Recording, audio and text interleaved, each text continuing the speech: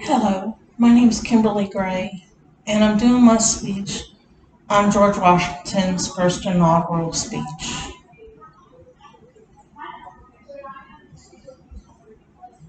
Among the vicissitudes incident to life, no event could have filled me with greater anxieties than that of which the notification was transmitted by your order and received on the 14th day of the present month. On the one hand, I was summoned by my country, whose voice I can never hear,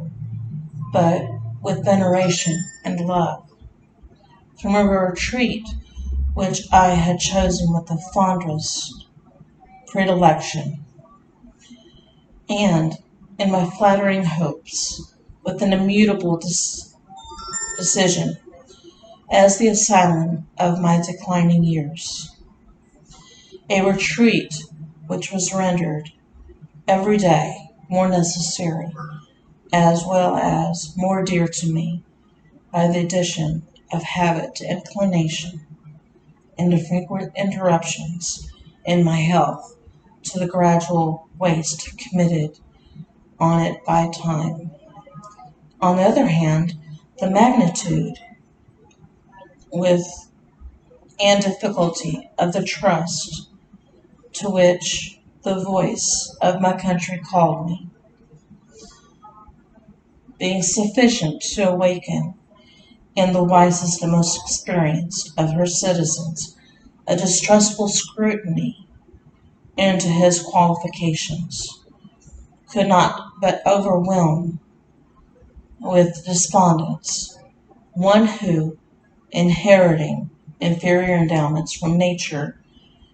and in practicing the duties of civil administrations,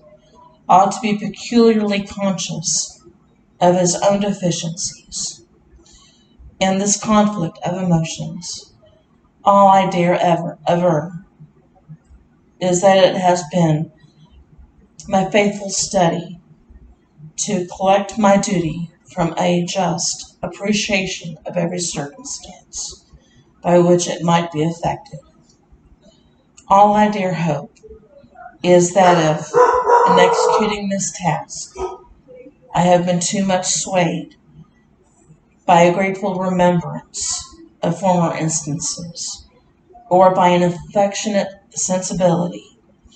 to this transcendent proof of the confidence of my fellow citizens, and have thence too little consulted my incapacity as well as disinclination for the weighty and untried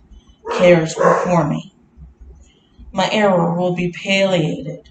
by the motives which mislead me, and its consequences be judged by my country with some share of the partiality in which they originated.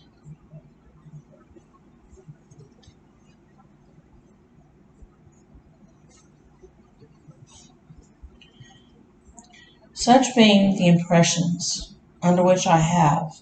in obedience to the public summons, repaired to the present station, it would be peculiarly improper to omit in this first official act my fervent supplications to that Almighty Being who rules over the universe, who presides in the councils of nations, and whose providential aids can supply every human defect, that his benediction may consecrate to the liberties and happiness of the people of the United States a government instituted by themselves for these essential purposes, and may enable every instrument employed